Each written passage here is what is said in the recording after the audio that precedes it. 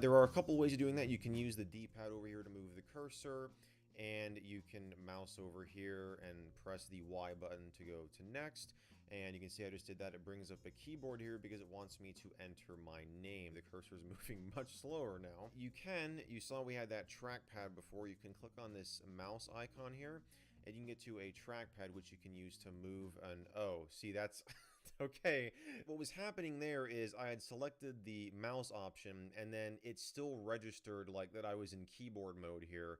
And that is definitely a bug, and that is something you're going to see a lot of, especially in the 3.0 version. Maybe not, I mean, when I was trying this off camera, I didn't really experience very many bugs in 2.5 here, but in 3.0, yeah, there were some bugs. What equipment do you use? So this allows you to choose between a DS Lite or the DS Fat, which is just DS. So we're going to select DS Lite. You can see the mouse is moving much faster now, so I assume because the text box was on screen, there was more, for the system to handle.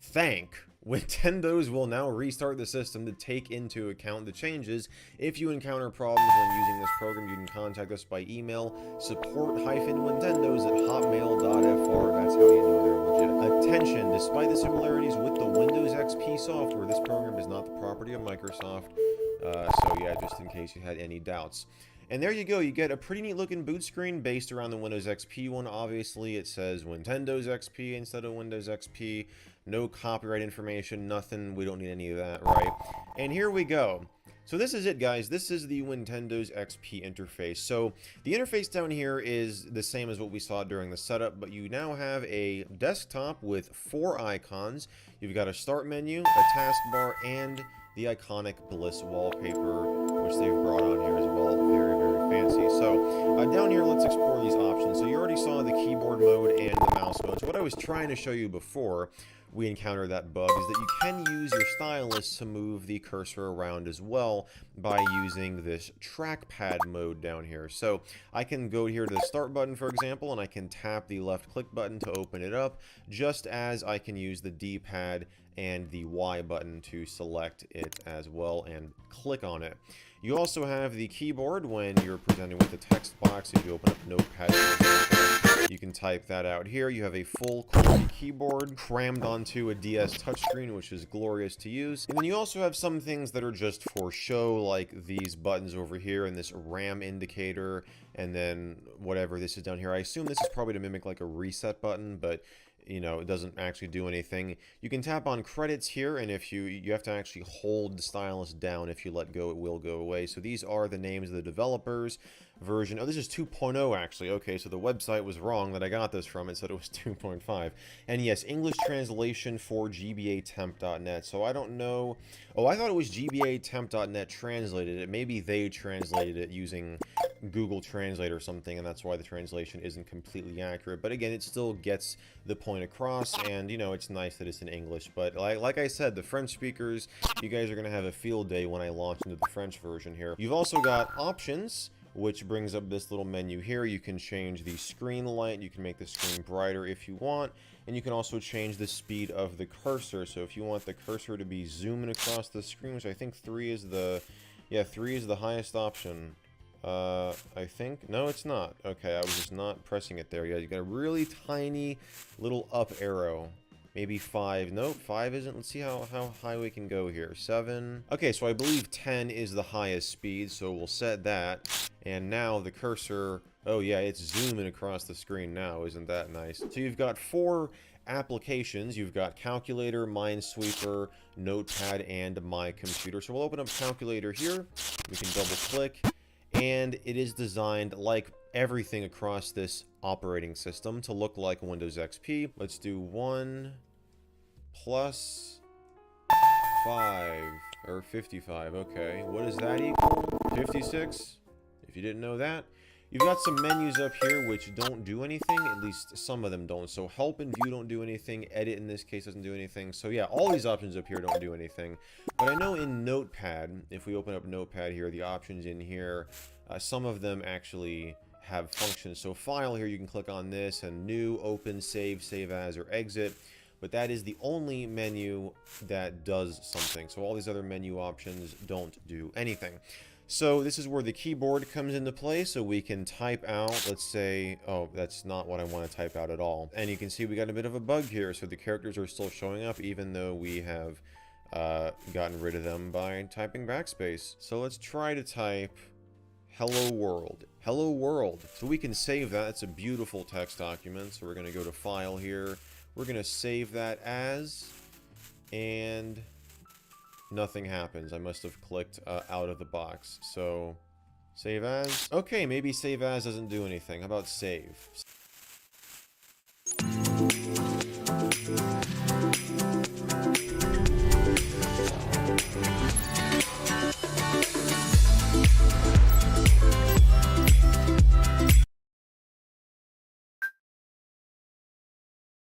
Save doesn't do anything. You know what? I think these are just for show. Well, I clicked on new there, and it brought the cursor back to the beginning of the document, and it just hasn't taken away our text. So if I space through that, you can see now it's gone.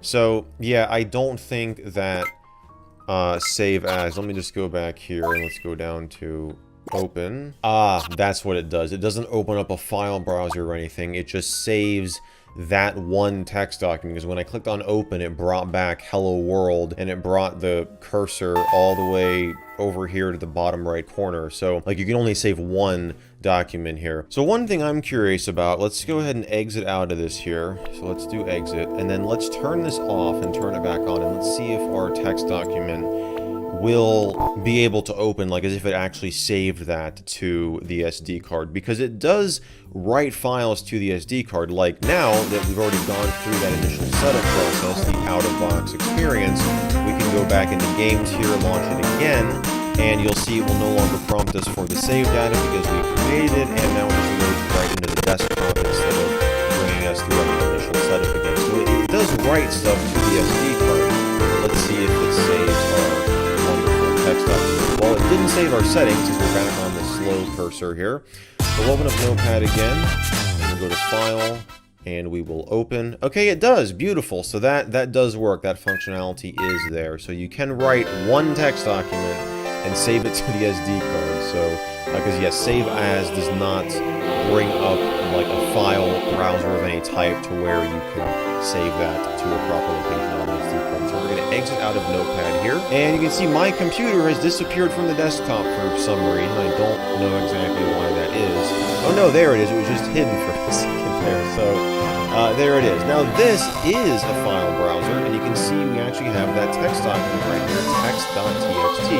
And this is the actual file system on the card that we're browsing. As you see, I've got a couple files here. We've got system volume information. We've got Moonshell, that's the MP3 player or the audio player. Games, we've got the games folder, the data folder. So here's our text document. We can't launch it from here. But one thing I want to try that I'm very curious about that we will do before this video is over is I want to try and write. You know what? Let's do it right now. Why not? Okay, so what I did is I copied the entire B-movie script. Yeah, we're bringing back that meme to that text.txt document. So let's see if we open this up. Oh my god. Okay, that's too good. That is too good. So it just completely crashes there. But yeah, I think I can see parts of the script too. That's hilarious. So yeah, this was like, 5,000 lines or something on Notepad. Is that what it was? Yeah, 500 lines. Okay. So that just completely screwed up the entire game here. Oh look, there's the start button. Okay. So let's just launch Minesweeper here. You want to launch Minesweeper and see if we can still... Yeah, I think we're gonna have to restart here. Oh, wait a second. There we go. Okay, so we've got part of the script here. I think that's part of the script. And... Alright, let's launch Minesweeper? Can we launch Minesweeper? We can. Okay. Alright, this is Michael from the future here. I mean, well, the future from when that past clip was recorded, but still in your past... You know what? Hi. I just wanted to point this out really quickly here. I found this super interesting because when you launch Minesweeper, for a split second it displays the entire board and where everything is positioned. So that makes it a lot easier, at least if you're able to take a photo or something of this to use. I mean, I don't know why you'd want to do that. But anyways, let's just get back to the video. How's that? Oh no, I lost. What a surprise. You know what? I just want to see this happen again. Let's just go to Notepad here and just... This is so stupid. Okay, open, and yeah, it just completely freaks out. So yeah, those are the programs. I don't think I missed anything, right? We go to start here. Yeah, we took a look at Notepad. Yeah, that was everything. So we can go to shut down here, and this gives you, this looks like it was actually just ripped from Windows XP and just shrunk down here. So you got turn off computer, standby, turn off, and restart. And then this button is still in French here. There are some remnants of French throughout the system, as you saw in the credits menu, for example. Again, there it is. We still have some French down here. So we're just going to turn off, and it does not load you back into the R4 menu. It doesn't shut off your system either. You can see it's still on here. So we're going to shut off the system and then power it back on. For version 3.0, this version has that splash screen that I was talking about from one of the competitions that it was submitted to. And that is the NeoFlash Summer Compo 2009, which it scored 10th place in out of 11 entries, so that's pretty cool. So right here you can see this is the newly designed keyboard. Looks a little bit nicer here. Let's see if the trackpad still works with the keyboard here. Okay, it doesn't. So we can type, though there is the little trackpad down here. So that is nice. So we can type, let's try to type, oh, we've got the AZERTY layout. AZERTY, we meet again. And then, of course, you have to select what console that you're running this on, and the DSi is an option now because it was out at the time of this version's release. So there you go. We'll hit next, and then it says, merci, thank you, Nintendo's... Oh yeah, I cannot read the rest of that. Now, this version has more capabilities. For example, there's sound now. Isn't that nice? We got the Windows XP welcome sound. The startup sound, you probably didn't hear that super well. We don't have any icons on the desktop this time. We do have, though, the same Bliss wallpaper, the start button, the time there in the bottom right. When we open up the start menu, though, you see we have, well, first of all, it's the proper Windows XP 2-column layout start menu, whereas we had that kind of classic style start menu in the previous version. Though not all of these options are functional. For example, all programs doesn't do anything, run doesn't do anything, help doesn't do anything, network places doesn't do anything. Actually, it does. It freezes the system. It freezes the system every single time that you select it. And even down here, like, I can no longer change between these options here. What this version does have is a working control panel where you can change the desktop wallpaper. So let's check that out. Let's go to the start button, and we'll go to the control panel. And yes, it is showing like that I'm selecting options here, but you can't do anything with these either. There's nothing there. So this first option here is how you change, and you can see this I encountered before off camera, where you kind of get like a missing no cursor here, and it just kind of freaks out on you. So yeah. Oh yeah, that's wonderful, isn't it? So let's restart. And okay, this is what it was supposed to display.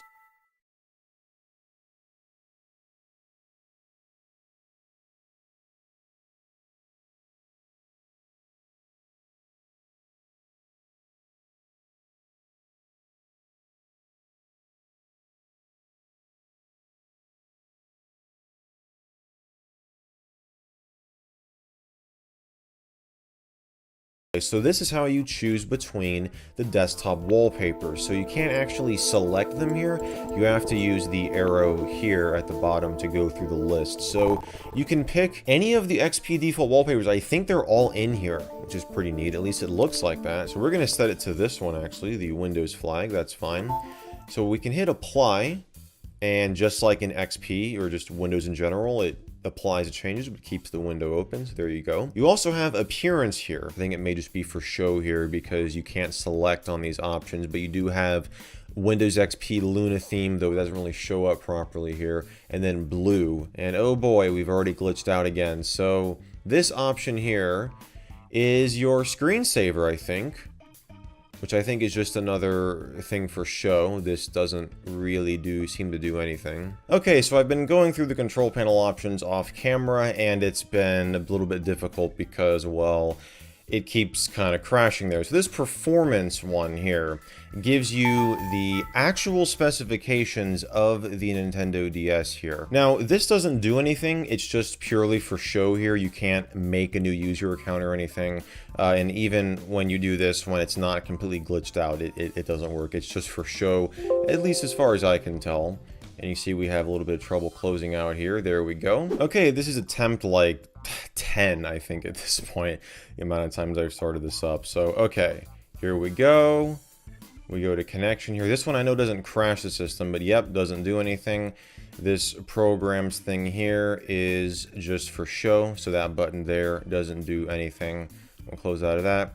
And accessibility, this gives you the option to, well, in this case, it glitches out once again, but this allows you to change the cursor speed. Yeah, you just have to tap on the text here. So we can make the cursor move around really fast here, can increase the speed, and now, when I use the D-pad, yep, we're zooming around just like in the older version, so that's pretty neat. So we'll close out of that, and we'll close out of that.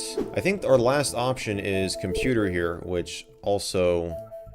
wow, that doesn't do anything either. Okay, so, yeah, and there aren't any... I mean, we don't have Minesweeper, we don't have Notepad. I thought for sure we had the same programs that we did in version 2.0 in here. Actually, I think the changelog mentions something about going backwards to go forward, something like that. So yeah, version 3.0 in the changelog here says, sometimes you have to take a step back to move forward. Ooh, very deep quote there. So, yeah, I assume that means, hey, we just removed some stuff so we could focus on the interface and stuff like that. And, yeah, so that's what happened. We don't have Minesweeper, Notepad, so we can't take a look at the B-movie script trying to open up here, unfortunately. But what we do have... actually, I don't think there's anything over here. Let me just double check the notification area. I don't think we have anything. And yeah, so that doesn't do anything. What we do have, let's focus on the bottom screen here. So you already saw we have the same trackpad, and we can tap here to get the keyboard, though we've got the added trackpad down here. What we also have is this third option, which swaps the screens. So now we have the desktop here on the bottom, so we can use it and move the mouse around here, and we can tap on things and interact with the system that way. And to swap the screens back to their original configuration, you just want to press the L or R button, and it does just that. This is also a way to scroll through the input methods here, so if you want to do that, and you can also get to this mode from there as well. So yeah, very neat. And that is really all there is to say, guys. That is Nintendo's XP in all of its glory. Certainly a very interesting and unique set of homebrew applications for the original Nintendo DS. Guys, if you enjoyed this video, if you want to see more like it, be sure to give it a thumbs up and get subscribed down below. Turn on those notifications if you haven't already, because I upload new videos. Hello, I'm Shank, and this is the Hot Wheels Sleeper PC. It's a current, absolutely top-of-the-line gaming PC crammed into the infamous 90s computer case. But what's even crazier than this monstrosity is the story of how I wound up building it. It all started with a phone call from my friend Kale. Hello? You have to come to this. Kale told me a story of an old computer warehouse called Computer Reset, whose owner had been collecting computer hardware for decades. However, due to declining health of the owner, the warehouse was being liquidated. I wasn't much into retro computing, but the warehouse was full of CRT monitors, something I am very much into. Upon my adventures digging through the warehouse, I acquired many of the CRTs I was looking for, but also something I wasn't looking for. Check it out, there was also a Hot Wheels computer or two lying around. Somebody else picked that up. It was me. I grabbed it. And I began to wonder. The Hot Wheels computer was sold as a set. Could the Hot Wheels CRT, one of the 2 tubes on my CRT bucket list, be here too? Well, I didn't find the Hot Wheels CRT, or any Hot Wheels accessories for that matter. In a desperate, last-ditch effort, I made sure everyone there was aware I was on the hunt for the blue, flame-engulfed monitor. They said they would let me know if they found one, but you know how that goes. Many students say this is the toughest subject of engineering. It's not. It's probably... When I got home, I opened up the Hot Wheels PC to discover that the motherboard was completely corroded and beyond repair. Since restoring it was not an option, I opted to give it new life as a sleeper gaming PC.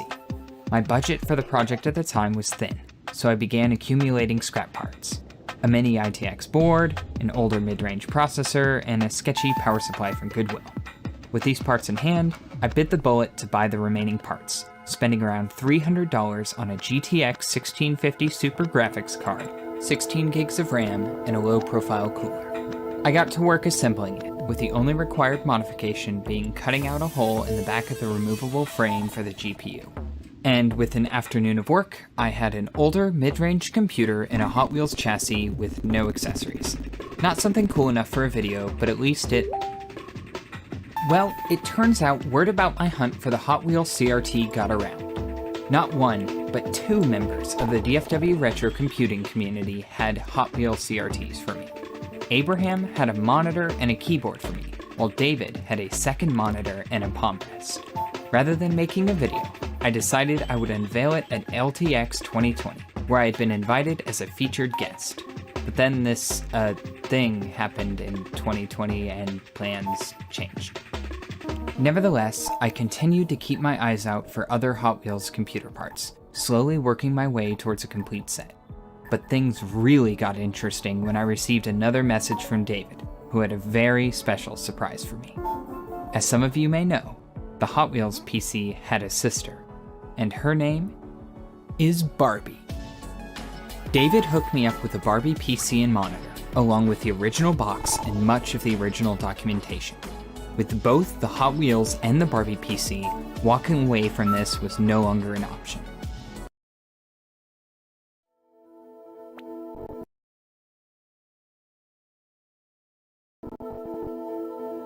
PC had a sister, and her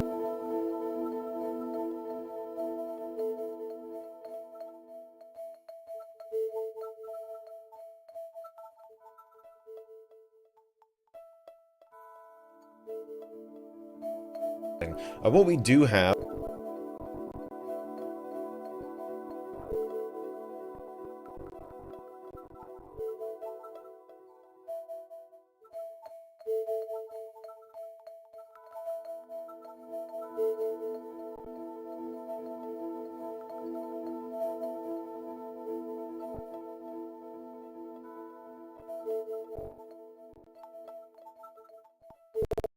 And while neither was a complete set, I was on my way there as I tracked down more and more parts. I was convinced nothing was going to stand in my way of getting the missing parts. That is, until one Friday when I was watching the WAN show. Do you want to do the bounty now? We got a bounty, Yes, ladies and gentlemen. This is the Hot Wheels PC. I want to do a video. I've actually wanted to do a video about it for a long time. There's also a Barbie PC, and I'll accept either. I will give you $5,000 for a full set. $5K. I reached out